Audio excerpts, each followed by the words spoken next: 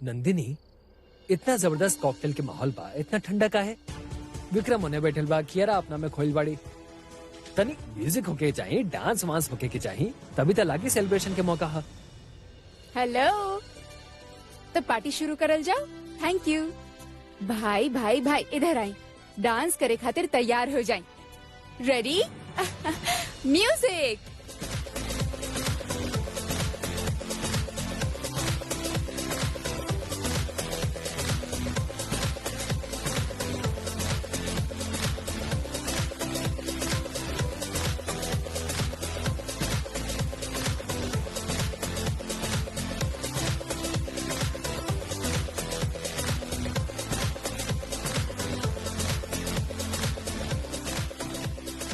तहरा पता बना अब तहरा के का करे के बा?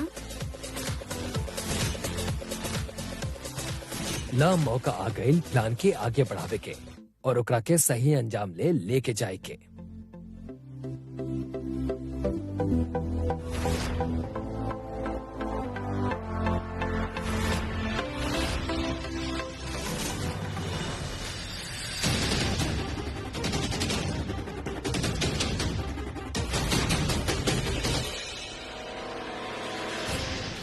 अभी खेल के अंजाम देवे के वक्त आ गइल बा।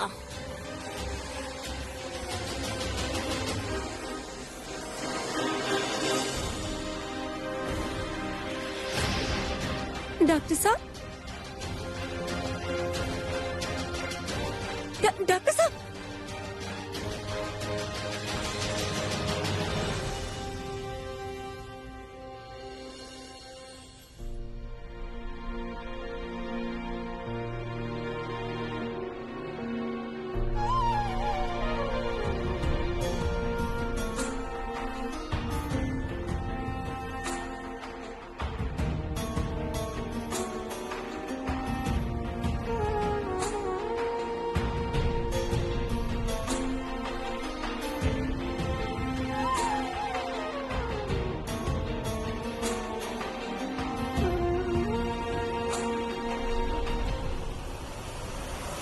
बड़का भैया पर नशा के गोले के असर होकर शुरू हो गई बा।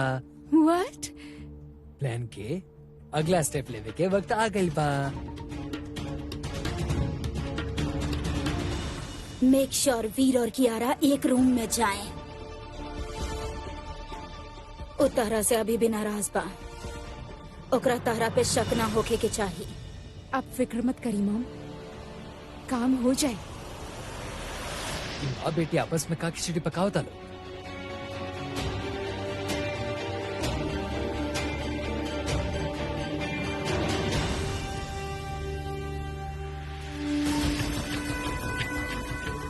कितना बढ़िया पार्टी बना, मजा आ रहा बा। अपना ही पति के शादी के जश्न में थिरकत हुए।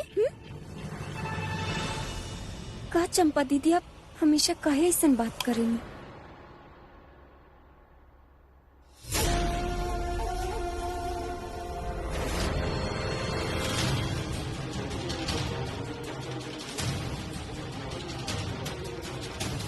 बत्ती काहे गुल हो गई? विक्रम, हाँ ब्रो, चेक करी का वेल बा। I will just check. रानी सही हम ही बानी कियारा, रिलैक्स। वीर हेने आई। यस, हाँ रानी साहब। कियारा के अपन साथ अपन रूम में लेके जा। जैसे ही लाइट आई हम तरह के बुला ले। जाई कियारा।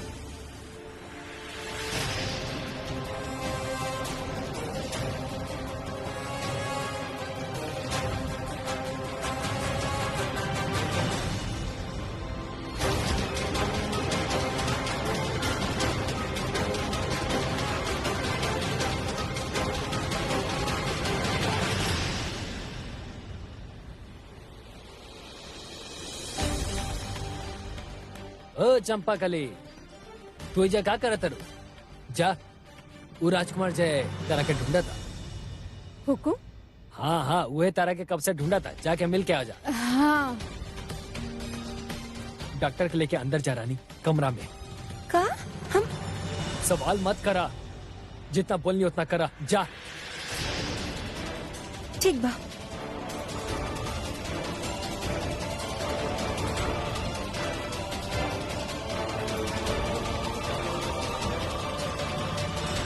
आपके हर चाल के मात देवे खातिर बिरजू पाए जा रानी सा। हम अपन जी जान लगा दे, लेकिन आपके जीतना होके दे।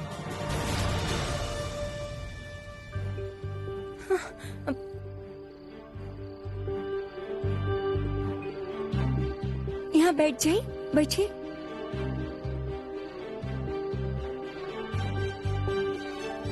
आप यहाँ बैठिए। अब हम जरा रोशनी कर दे बताने। मोमबत्ती एजे कहीं रख ले रानी।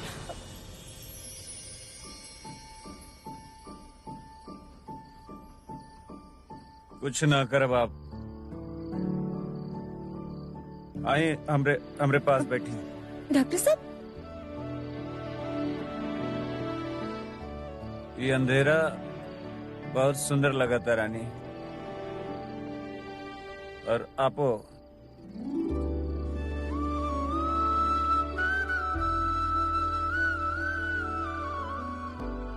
डॉक्टर साहब, बाहर सब बत्ती बत्ती आवे के इंतजार करत हो कि हम चलत आनी।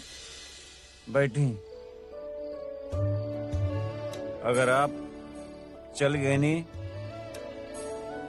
तो हम बुरा मान जाए। तो काम बत्ती ठीक ना करी का? ना, अगर रोशनी आ गई रानी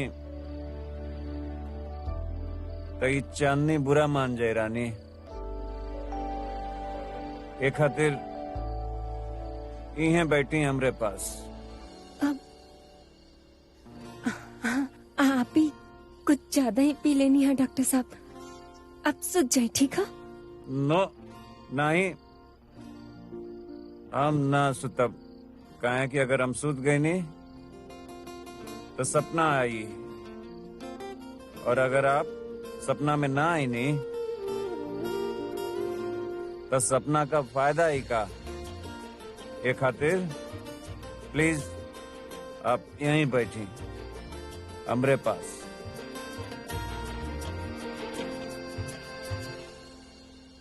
अरे सॉरी। ए जा बैठा बैठा। तो ठीक बाड़ू? पानी जब इतना नशा हो जाए ना तो सिर्फ पानी हेल्प करेला। हम तोरा खातिर लेके होती। तू अब कहीं जाइए मत। हम आवत नहीं।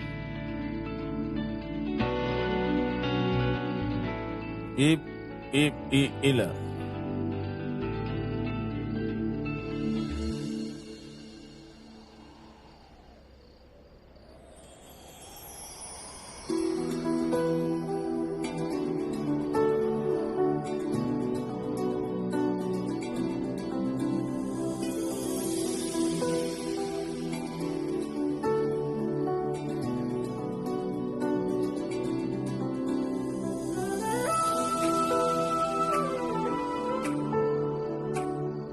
अब ठीक बात।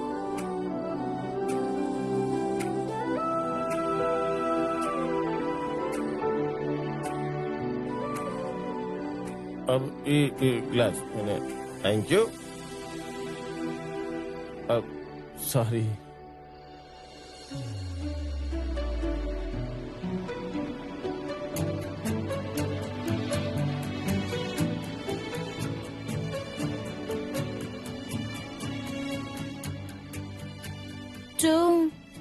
तो फिर से हो गया। तो हमरा से दूर ना रह सकेला ना। कोशिश बहुत करे नहीं, फिर पता ना काहे खिंचल चलावे नहीं। काहे करेला कोशिश? ताकि तू हमरा जाए से रोक सका। पर हम तो तारा कहले ही ना जाए खाते। आँख बंद करे नी तो तू दिखेला, आँख खोले नी तो तू हमारे सामने बैठे रखेला। ई का हो गइल हमरा के?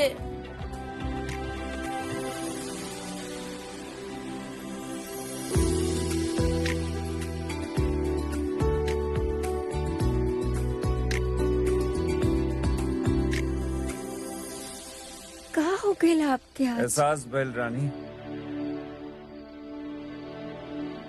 एहसास भइल बा। आपे कहले रानी ना, केहू के खोए के डर बहुत सारा एहसास जगा जाला, उहे भइल बा।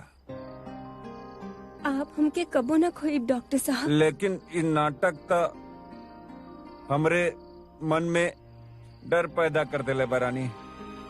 हम बहुत कुछ कहल चाहता नहीं आपके। हमेशा अकेला और शांत रहे वाला डॉक्टर के आज बतियाए के हक्का।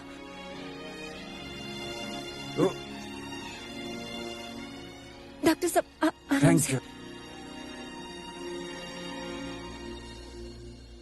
ई अकेले शांत रहे वाला डॉक्टर के आज तक केहू सुने वाला ना मिलल, लेकिन लेकिन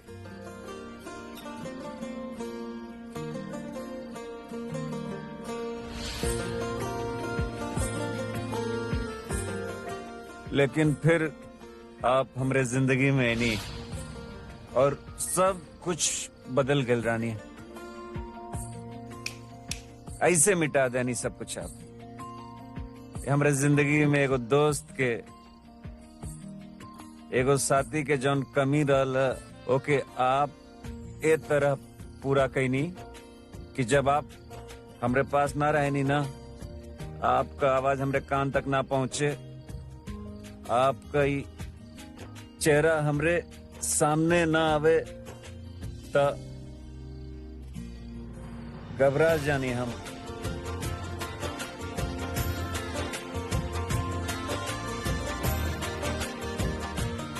बचपन में हमार माँ हमके छोड़ के चल गई रहली। हम ई तक ना जानने को के रहे।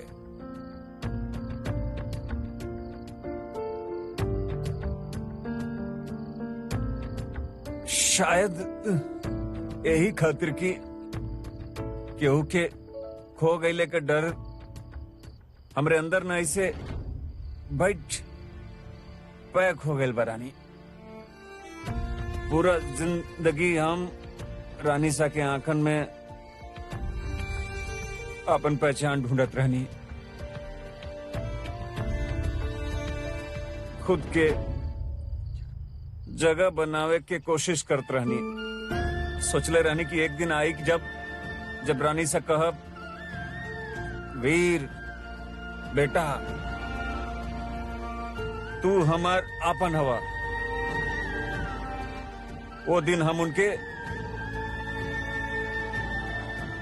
गले लगा के जी भर के रोअब।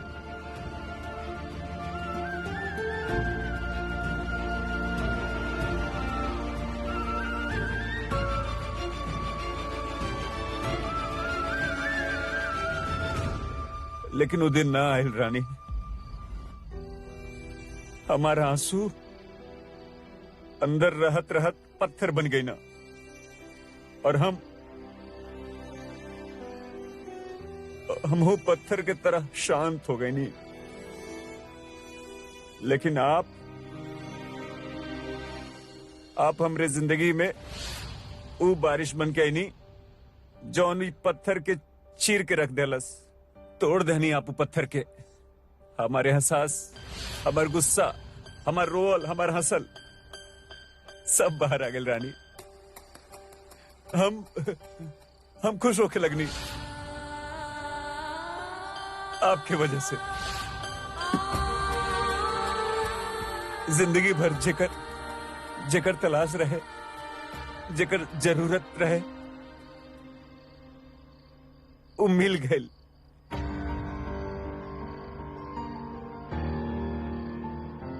आपके रूप में।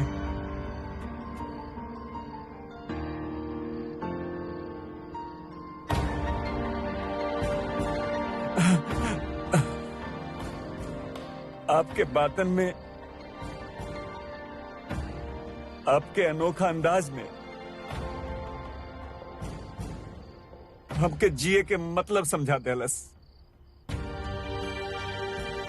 डॉक्टर साहब,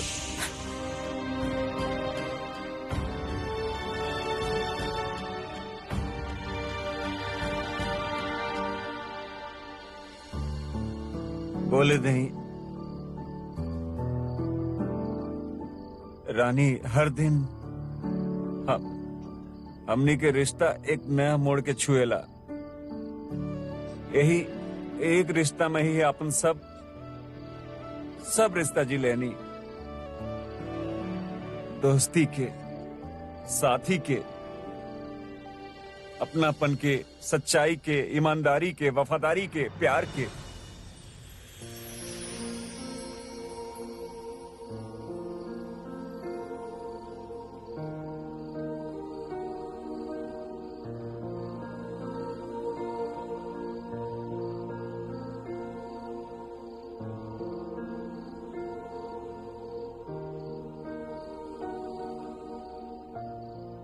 रानी, आप हमरे जिंदगी का ऊ खूबसूरत रिश्ता है जेके हम संभाल के रखल चाहत हैं। आप हमके छोड़ के ना जाए ना, काहे कि अगर वीर और रानी अलग हो गई ना तो पता है क्या बच जाई? वीरानी, सिर्फ वीरानी, चारों ओर वीरानी।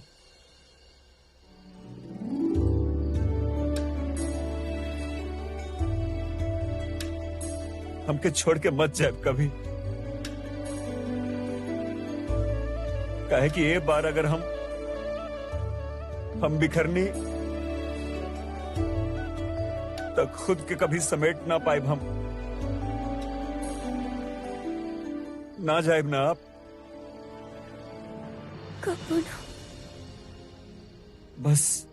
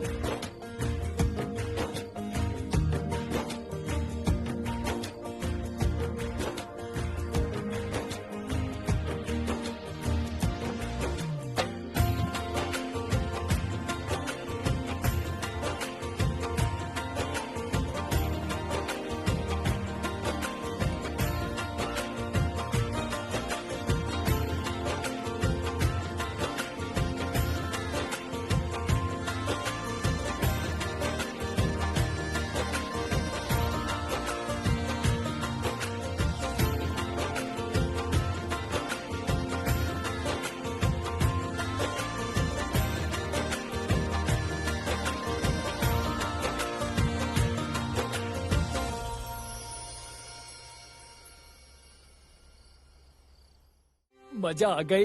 अब तो ऐश ही ऐश हुई। जैसन सोच ले रानी वैसे ने भाई वीर कियारा के साथ पूरा रात पुरानी के हारल चेहरा देखला पर हमार दिल के जौन तसल्ली मिली, आए हाय का बताई। जय चिल्ला कह रहल बड़ा।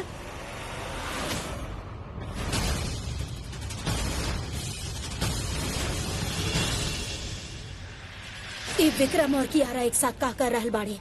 नंदिनी, हम तारा से कहले रहनी ना कि ध्यान रखिया कियारा और वीर एक कमरा में जाएं। फिर ई सब का बा। मॉम आई एम सॉरी, पता न कैसे। अरे कैसे ऐसे वैसे छोड़ा। अरे जब कियारा एकरा साथे बिया तो जब वीर के साथे के बा। रानी,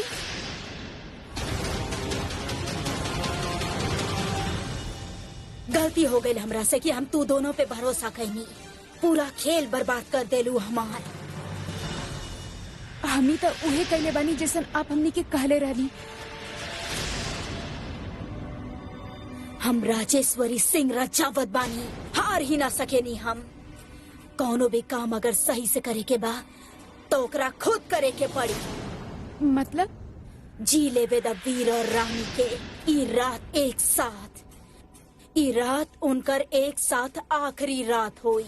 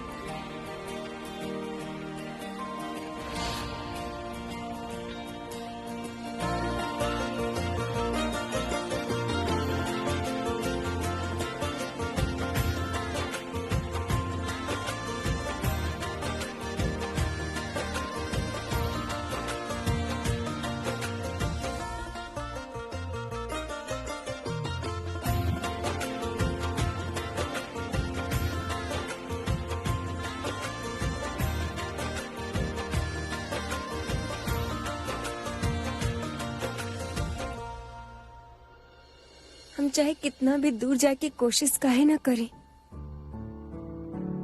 किस्मत हमनी के पास खींच ही लावेला। हम और आप एक दूसरा से बंध चुकल बानी डॉक्टर साहब, और आप एक गांठ केहू नहीं के तोड़ सकेला।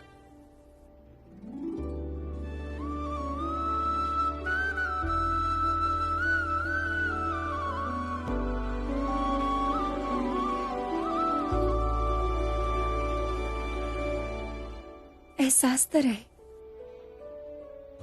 पर ओकर पहचान ना रहे।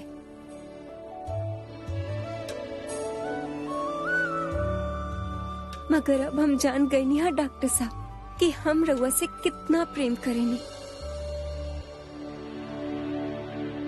पर अब आप बताएं या ना बताएं, हम आपके जरूर कह दे।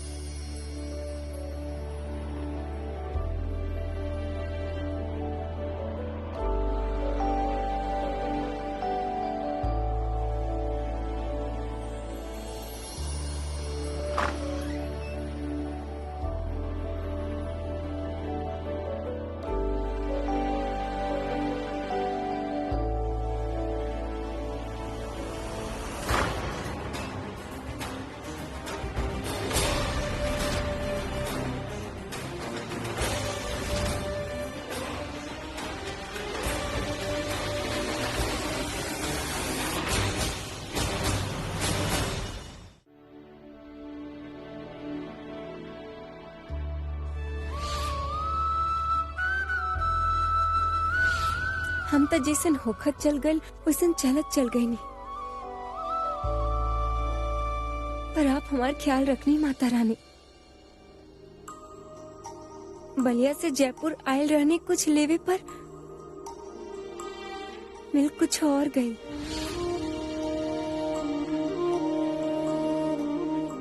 कुछ बहुते खास। हम तो इंजीनियर बने चाहत रहने,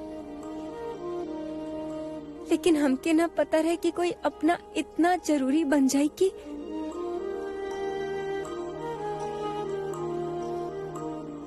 डॉक्टर साहब में हमके ऐसा जीवन साथी मिली है जे हर कदम पे हमार साथ दिए, हमार इज्जत करे, और सबसे जरूरी बात, हमरा पे भरोसा करिए। हमरे जिंदगी में जौन साथी का जरूरत रहे ए तरह पूरा कहनी कि जब आप पास में ना रहनी ना तो घबरा जानी हम तो आवे वाला टेम के बारे में सोचत रहनी, पर हमार आज के अभी के टेम इतना खूबसूरत हो गए है सिर्फ और सिर्फ डॉक्टर साहब के साथ की वजह से। थैंक यू माता रानी, हमके पूरा भरोसा है जब तक डॉक्टर साहब हमरे साथे बानी हम हर मंजिल के पार कर जाए। और हमके आप पे भी भरोसा है कि आप हमारे रिश्ता पे कोई आंच ना आवे दे।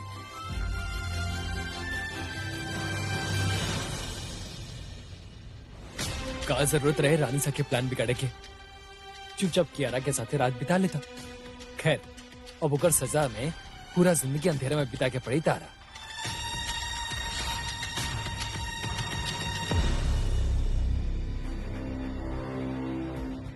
सबके सामने हमरा के मरला, पहले घर में फिर सड़क पर हमार बेइज्जती कैला, कॉलर पकड़ला, हमरा के प्रिंस से शेफ बना देला। जितना तकलीफ हम सहले पानी ने हुई उसे कहीं गुना ज्यादा तू सहबा। जब उठबा तब समझबा कि तार पूरा दुनिया पलट चुकल बा।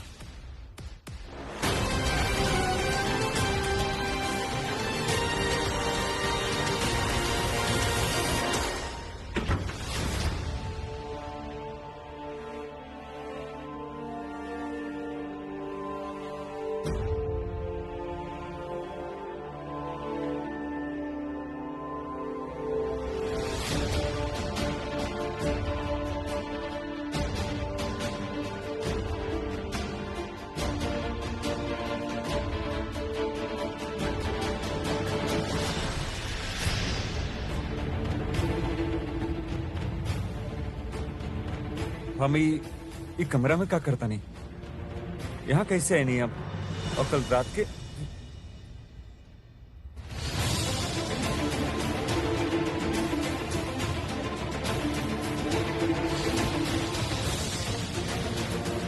कुछ याद का है ना होता कुछ।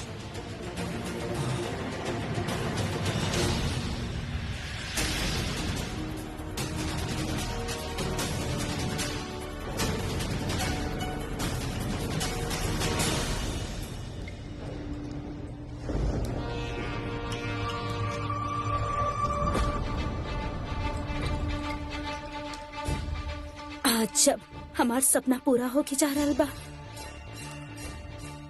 तो हम खुश काहे नहीं की?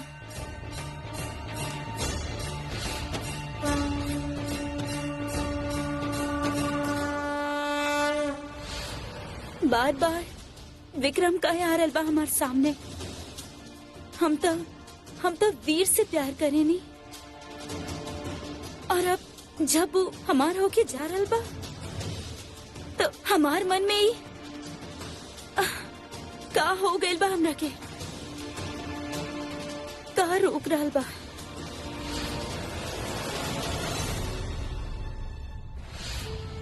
ना कियारा ना, ई सब बकवास बा। आज तोहार शादी बा और यह तोहार सच्चाई बा, बाकी सब बकवास। हम अब विक्रम के बारे में ना सोचा।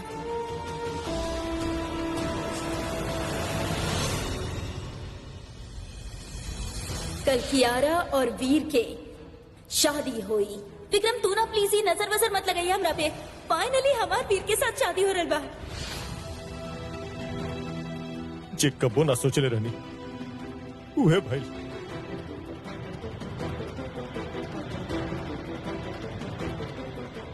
का करी, कैसे दूर जाए दी क्या रखे, कैसे रोकी इस शादी?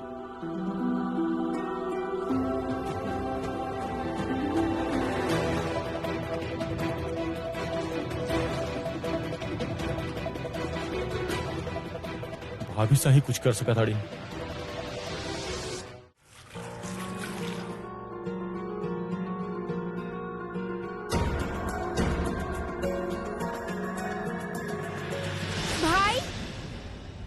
नंदिनी भाई कहाँ बानी आप? नंदिनी का भइल इतना घबरायल कहाँ बानी आप? मॉम ठीक ना बानी भाई। का भइल रानी साके? भाई वो कल रात में जब लाइट चल गई रहे, पता ना का भाई मॉम के मूड खराब हो गए। वो अपना रूम में चल गई नहीं और रूम लॉक गई नहीं। हमके लागल की थक गई होगी, ऐसे सो गई होगी, लेकिन सुबह भी रूम लॉक ही रहे भाई। और तब से अब तक दरवाजा भी ना खोल रहल बानी और उनके रोए की आवाज आ रहल बा भाई। आप दरवाजा खुलवावे की कोशिश करी? ना भाई हमके तो बहुत डर लग रहल बा। पता ना अब का होगी। कल रात के कुछ भइल रहेगा भाई, आपके कुछ याद बा? हम उहे तो याद करके कोशिश करते नहीं नंदिनी, लेकिन ये वक्त ना बा उस सब बात के। आई चली हमारे साथ जल्दी।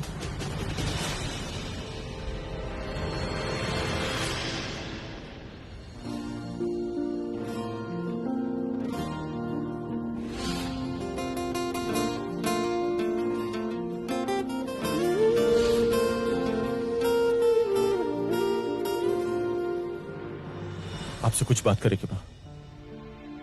जी बस 2 मिनट में ही काम। भाभी साहब अभी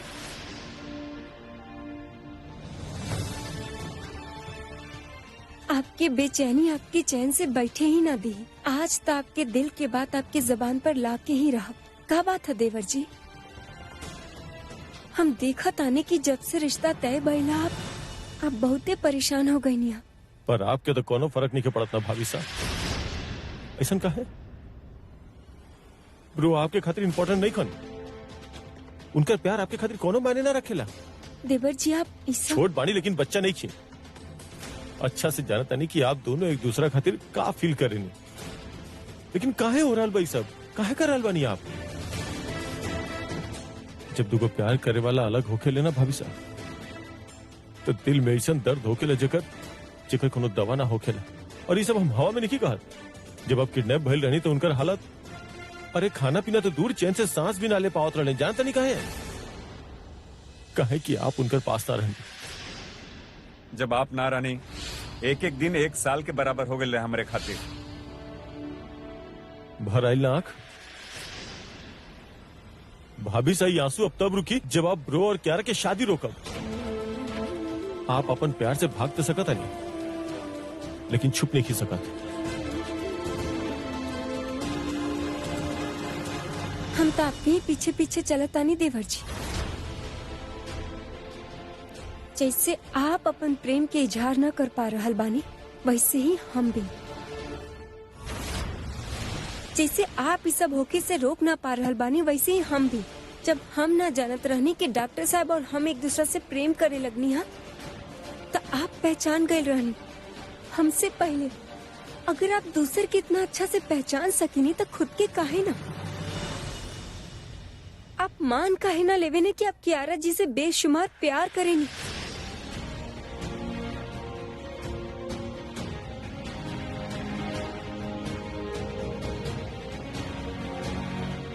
उनका खातिर आपकी फिकर, उनके खो देवे के दुख दर्द सब छुपा के काहे बैठल बानी आप?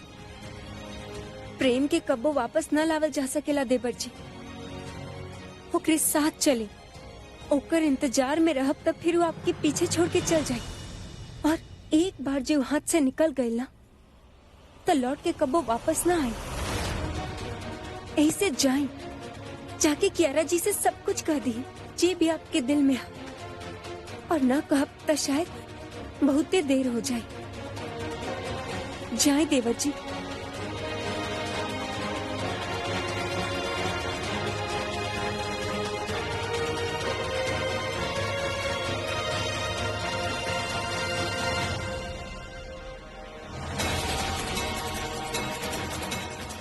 हे माता रानी,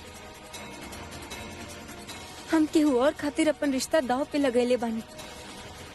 हमार विश्वास टूटे मत दे। रानीसा, मॉम, रानीसा प्लीज दरवाजा खोली।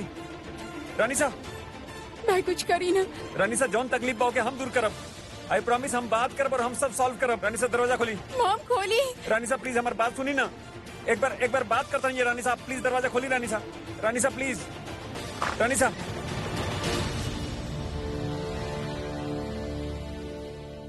Thank God. भाई मॉम कुछ खैले ना बनी। हम जाके कुछ लेके आ बतानी। रानी साहब, रानी साहब, रानी साहब, बात का हमके बताएं प्लीज।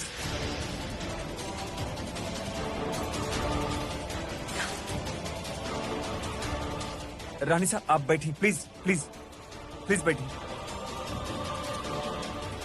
ले पानी पे। ना वीर, रानी साहब प्लीज, तनी सा। हमार सब भूख प्यास मिट गई बा जब से हम। जब से आपके तकलीफ हमके अंदर ही अंदर खाए जाता।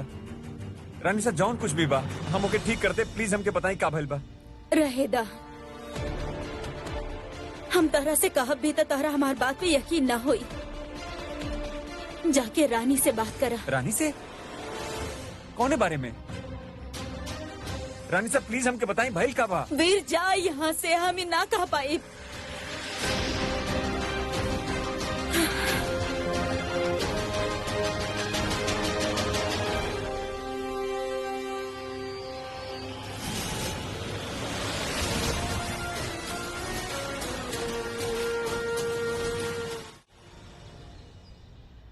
रानी, हमके जाने के बाद कल रात का भइल है?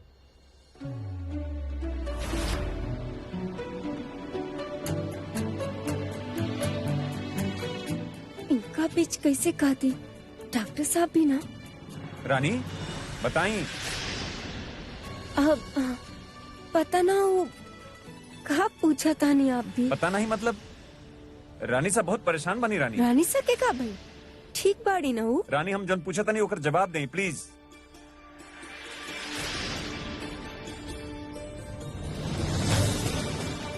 आप रह दें, हम रानी साहब से बात करता नहीं।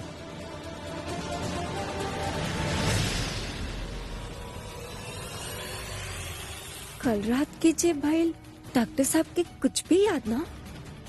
ऐसे कैसे?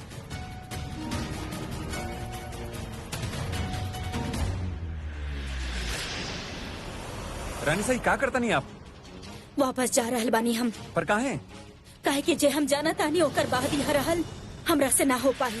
वहाँ रानी कुछ नहीं की बताओते। हाँ आप जाए के बात करता नहीं। रानी साहब प्लीज, केहू कुछ बताई हमके क्या होता। रानी साहब हमके कुछ समझ में नहीं क्या होता। प्लीज कुछ तो बताई, आपके हमार कसम।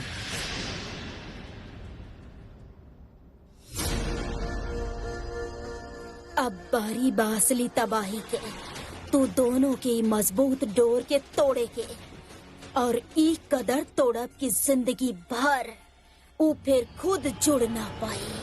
हमार बेइज्जती के बदला हम बलिया वाली रानी के खुशी छीन के ले।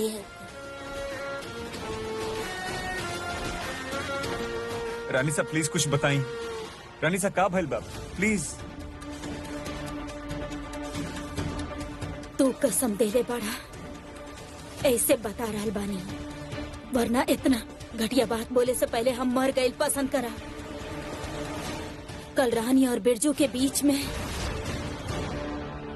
कमरा में कुछ ऐसा भइल जे ना होके के चाहत रहे।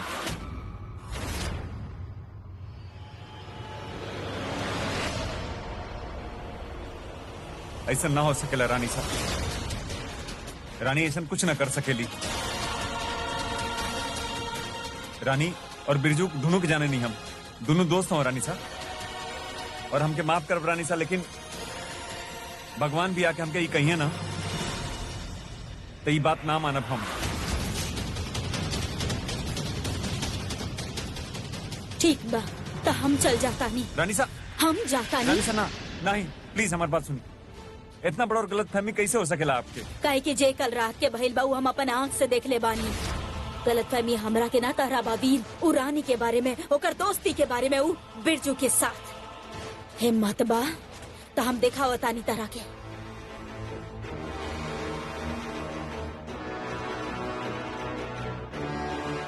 ई देखा,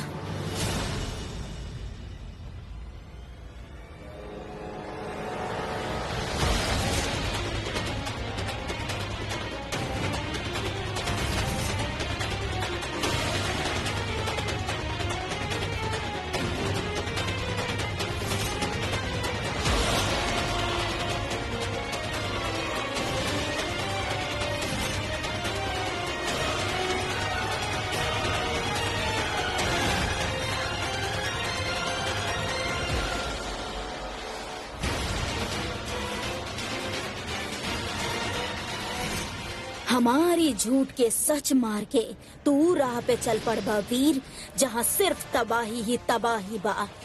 हम कुछ ना करब तो खुद अपन हाथ से अपन रिश्ता के गला घोटबा। बलिया वाली रानी, अब खत्म तोहर कहानी।